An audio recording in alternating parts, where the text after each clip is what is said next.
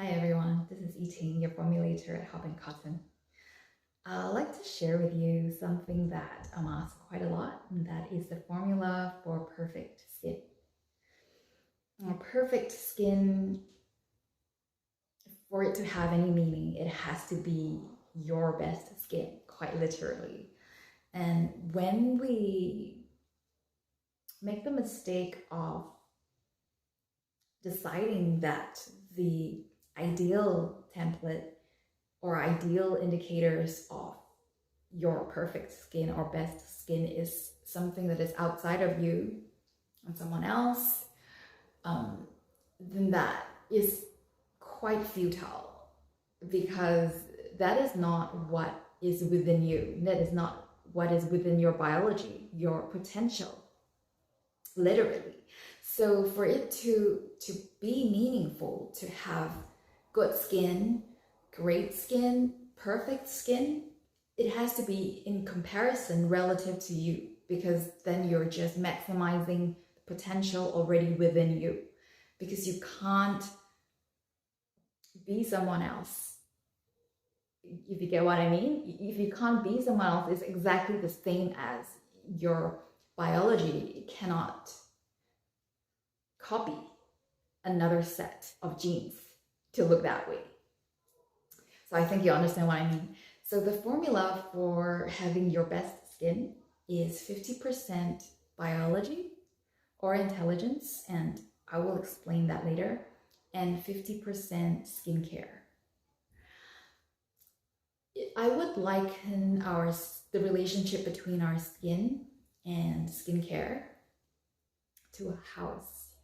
So the actual structure of the skin itself, our cells, the dermal, the epidermal layers, we can liken that to the bricks, the cement, and the pillars of the house.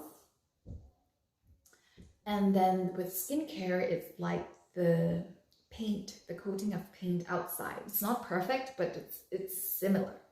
So the skincare would be the paint on the outside of the house that will help lengthen the longevity and appearance of the house, because it protects it from all kinds of weathering, right? The paint. So sure, skincare is extremely important in maintaining the integrity and the general appearance of the house, the skin, but it cannot change the biology of your skin. So it cannot change the way your cells are, the things that you're prone to, for example. Medication can, and that's not what we're talking about here. I'm talking about consistent, sustainable skincare that you use for a prolonged period of time. Yep. So with this sort of illustration, you can understand that then the best skincare is the kind of skincare that is not only naturally supportive and building up the structure of the skin, which is the barrier function of the skin. That is the most important function of the skin, that is to form the barrier between us and the outside world. So not only that strengthens the barrier function of the skin, but it is compatible for you, for your set of skin conditions, which is why we do what we do. We formulate products very specifically to not only your skin type, but anything and everything that your skin is predisposed to. Now, then the second part of it is the biology, which is what I said was the intelligence of it. And why I said that was how our skin came to be, or how our whole body came to be. It came from a set of instructions, of code within our DNA. And I call that intelligence because that is the instructions that we were gifted. We can know to the detail, in microscopic detail, the workings of the skin and what's happening, but there is nothing we do to get better genes. Do you understand what I mean? Like, you can't change the makeup of your genes so that then it affects your skin a certain way. You actually can't with skincare anyway. So this intelligence, it came with you, within every single one of us, and that is how different parts of us function, and we function coherently as a human being, because there are millions and millions of cells within us, and many, many different types of cells. So they're all orchestrated perfectly so that we are who we are. So then this intelligence part is something that is beyond the skincare part of the equation. But yet this is the most crucial part, because it is the structure of the house, right? It is how it is built. So we must be mindful, and we must understand that there comes a point where doing too much of the skincare component of it, or using incompatible products, actually counteracts the natural structure or the intelligence of the skin. And that is when you start to see inflammation, start to see persistent chronic issues of the skin caused by skincare. So that is the part where we need to use observation and wisdom and notice how different products are affecting our skin, and to know when is enough, because there is a limit when more becomes less, or worse actually.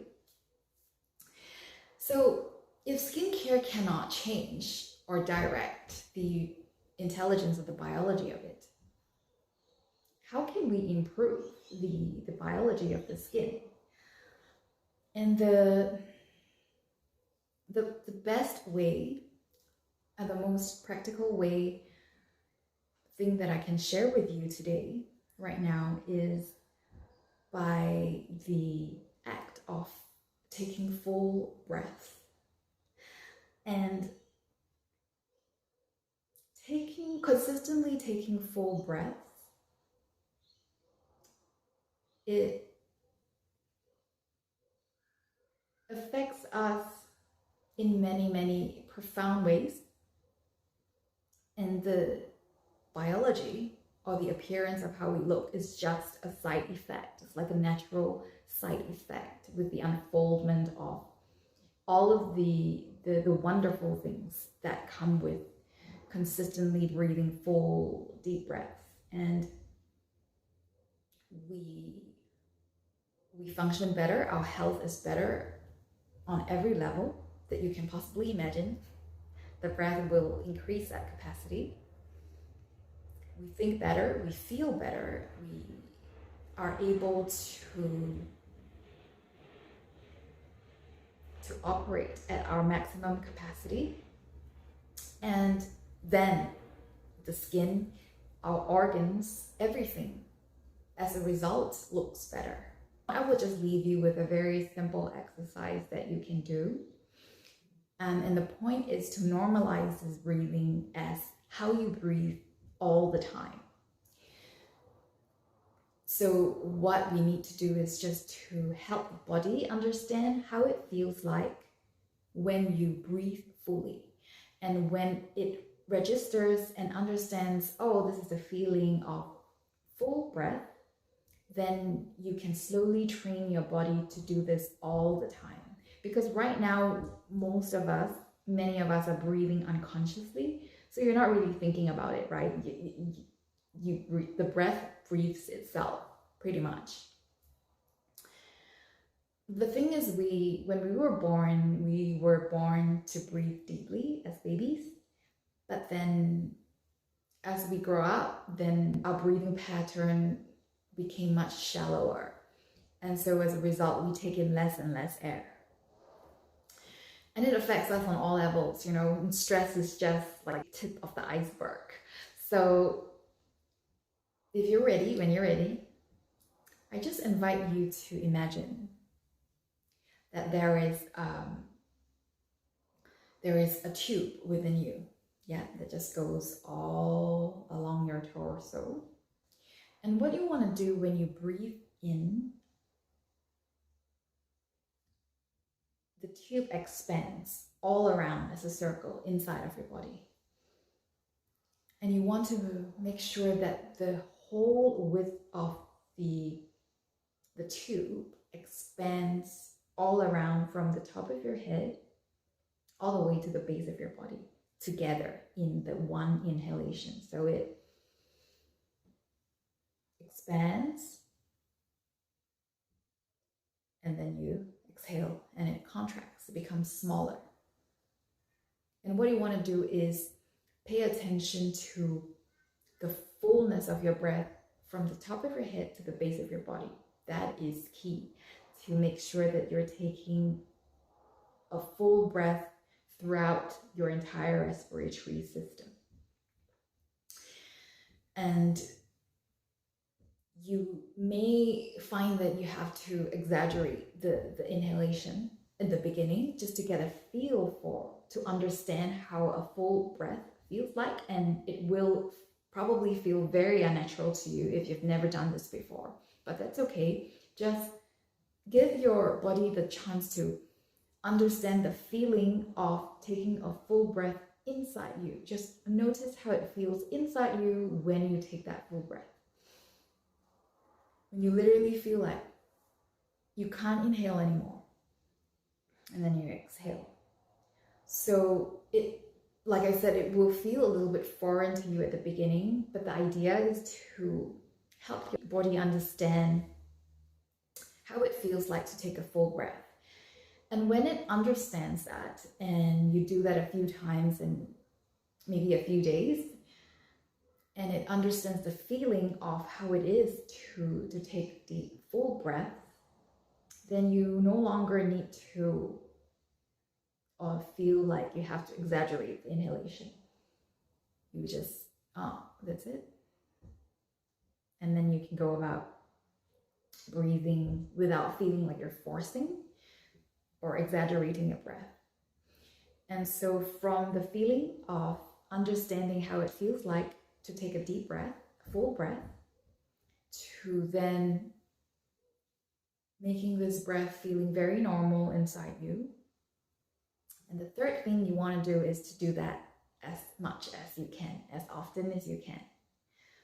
And just with these, it takes practice. It's very simple, but it just takes practice to do it consistently. It really is the small things that make the difference.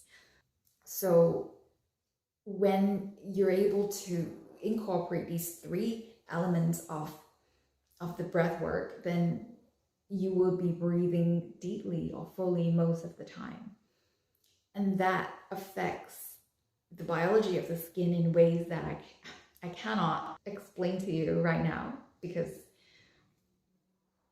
you have to experience it to know that it works. And maybe in the future I'll make a video, I'll explain a bit more why that is so, but for now, this is just a method for you to test out and see for yourself how that changes not only the brightness of your skin, the quality of your skin. I will leave it to you to discover how your skin can improve. Even if you have the most sensitive and most complicated skin, even that can change, because the biology is the intelligence, and that is not static. It is fluid, and it changes when we change the breath.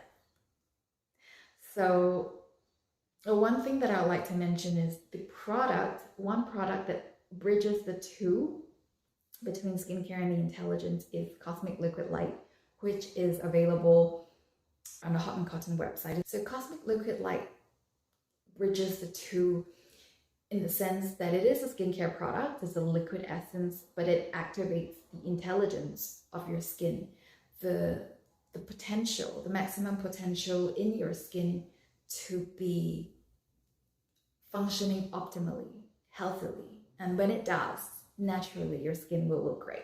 It's just a side effect. Beauty is a function of life. Beauty is an effect of life. Beauty is an effect of you.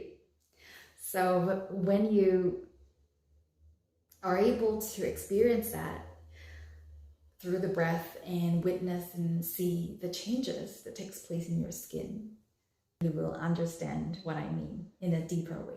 If you try it out, do let me know. I will be very interested to hear from you. Take care. Bye.